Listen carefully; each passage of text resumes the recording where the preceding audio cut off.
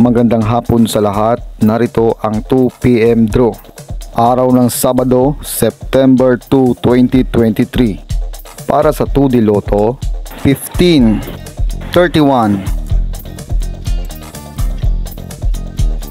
Para sa 3D Lotto, 1, 0, 2. Congratulations sa mga nanalo. Mag-like, subscribe para updated kayo sa mga susunod na draw. Maraming salamat at magandang hapon.